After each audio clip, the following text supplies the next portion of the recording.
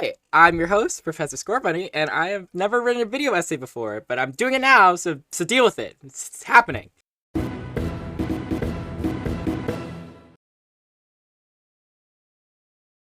Quick little note before we start, this video essay is not that well researched. I've never had to write or research anything on this, so everything I'm saying is likely backed by a simple Google search, sifting through the game developer's Twitter post, and other related media. I'll be including asterisks next to points that I made in the video, which correspond to notes I'm writing in the description for clarification about any doubt or inaccuracy as we go. I would have put them in the video, but that only serves to inflate the runtime with meaningless garbage, so if you want to fact check me, make sure to look at my little notes before giving me feedback. What is Fantastic Frontier? Fantastic Frontier is an RPG published in Roblox July 17th, 2017, which is almost 7 years ago at the time of publishing this video. It's developed by Spectrebox and Gorbacelli, and you can find their Twitter pages detailing the development process in the description. Fantastic Frontier isn't Spectrebox's first Roblox game. Before Fantastic Frontier, Crate Stack was published on May 30th, 2016 by Spectrebox.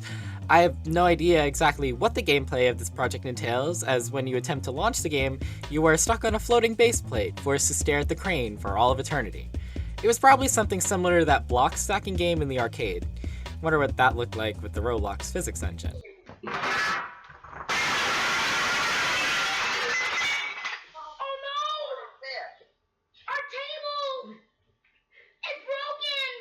Back to the actual game we're talking about, Fantastic Frontier had some issues upon launch, warranting this tweet from Gorbacelli July 17, 2017, and a balancing patch about a week after release. Looking at the notes reveals a couple interesting tidbits about the game. Originally, players started with 100 health, spellbooks used to take only a fraction of your magic bonus, and all ammunition used to be more expensive, and also grass used to be loaded globally, causing eons-long loading times. Grass. A gamer's true weakness. Another patch came a couple days after, revealing that ammunition used to drop upon death. That sounds absolutely horrible. Luckily, everything else seemed to run smoothly, and there were no more bug-fixing updates until the game's first big update, the Otherworld update. Update 1, the Otherworld update.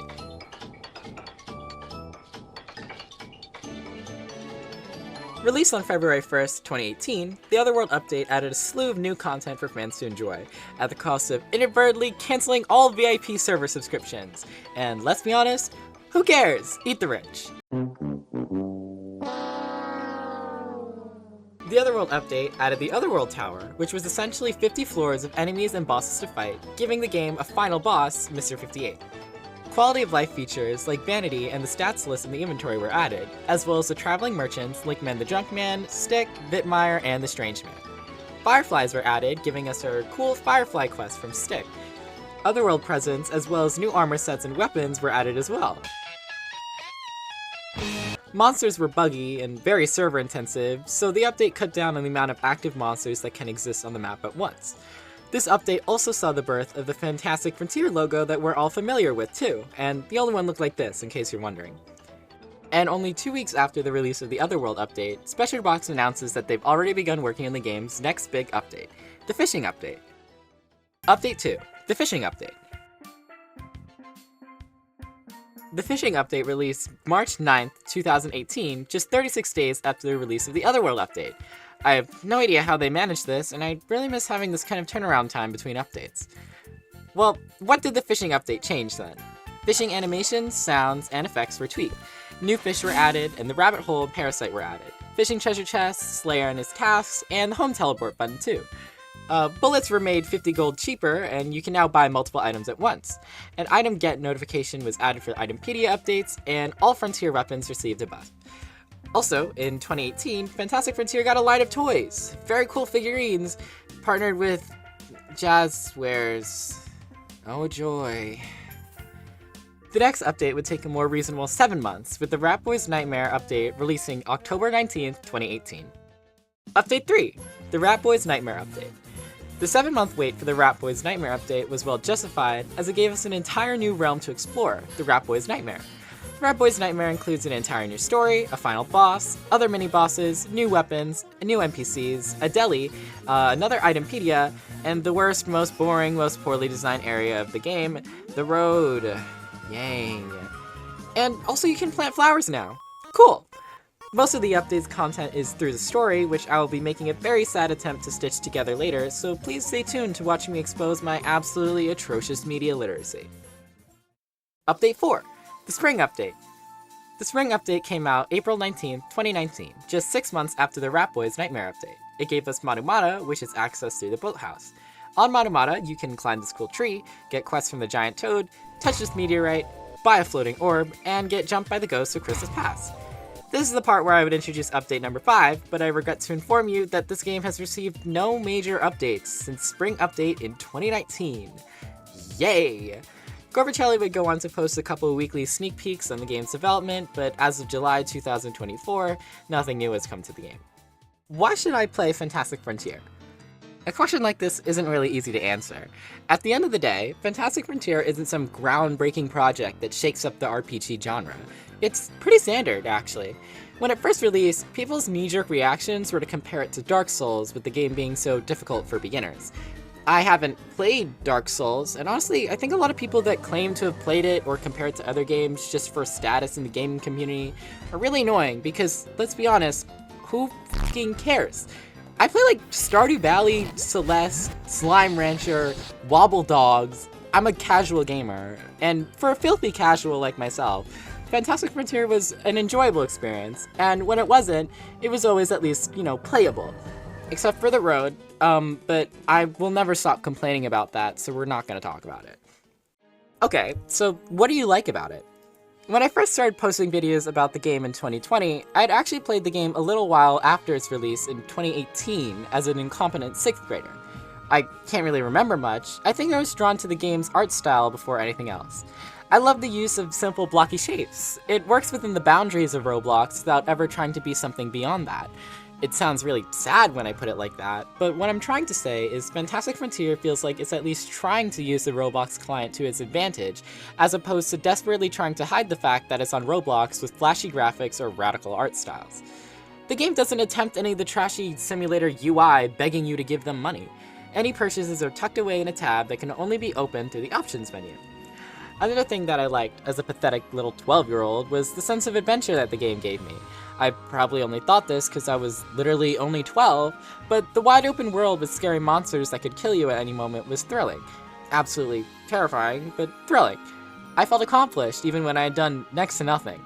I wanted to see more, to be more, and eventually conquer the world that I was so scared of. And then I completely forgot about the game. I wish I could say more, but my memory is sort of failing me here. There's a chance this took place in 2019?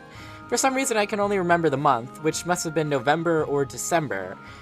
I remember the Otherworld Tower being in the game, and maybe seeing the Running Man? I'm not sure. If I did see the Running Man, then that would place my first playthrough in late 2019, about 7 months before my first video on the game.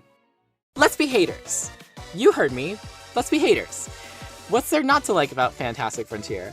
Kind of a lot, actually, but most of this is down to skill issue get better, so very little of this is actually valid criticism. The 3 classes in the game aren't very well developed. Melee has a much higher skill floor than any of the other classes, but it has more weapons than ranged and magic combined. It was likely the intended method of playing the game, given that the enemy's close range attacks are more nuanced and well constructed than longer range enemies.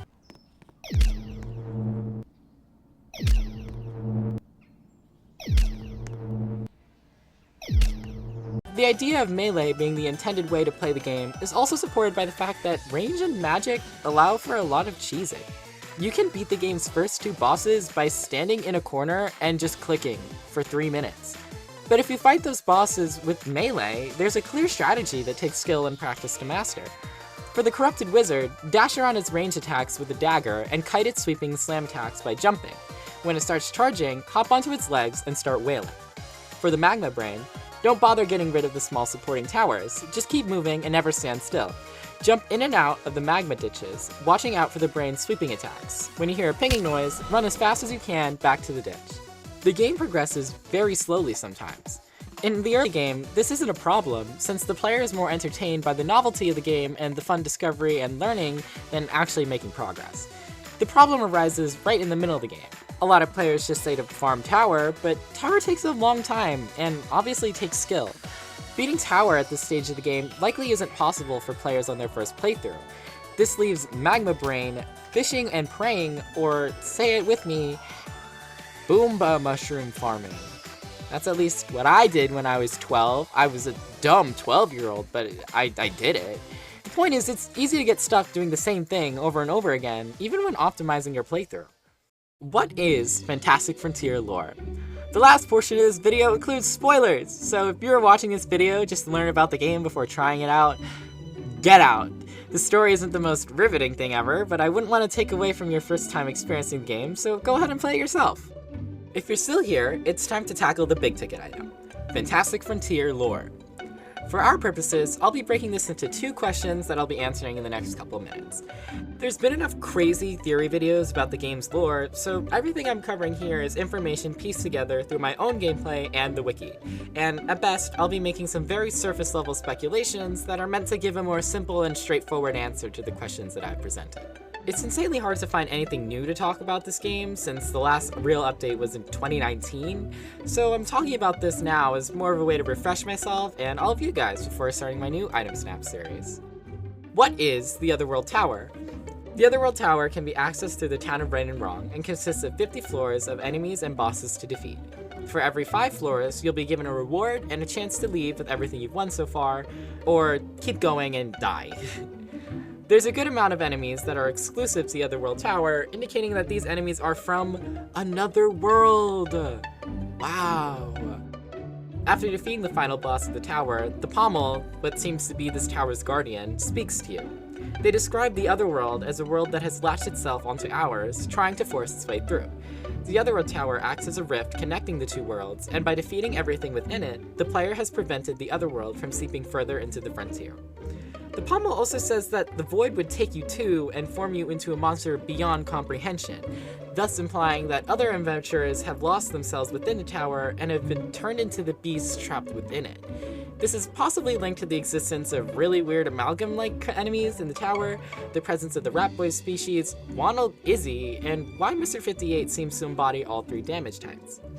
The Rat Boys are a species native to our world, not the Otherworld, which could mean that Rat King and Zit Rat are not originally from the Otherworld. Ronald Izzy makes an appearance in the tower, which is strange because that's just a man. That's a man with a hammer. Bob the Builder had ass. The Mistake has the same attacks as the Forest Guardians, and also looks like an amalgamation of some kind. And I think it'd be really cool, just conceptually, if Mr. 58 was a fusion of all the travelers that the tower has conquered. I have 0 evidence for any of this, I just think it's really neat. What is the Nightmare? The Nightmare is an entire world contained within the dreams of the giant Rat Boy. The surrounding rat folk explain that the Rat Boy fell from the sky and has come as the supreme defender for the frontier.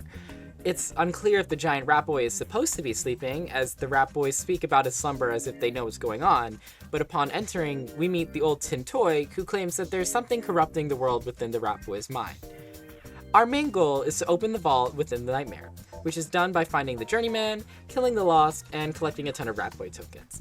I have 0 clue what the light and dark marbles are supposed to mean, so I won't talk about them at all. As for the Rat Boy tokens, it's possible that the riches within the Nightmare are set as a trap to lure adventurers into their deaths.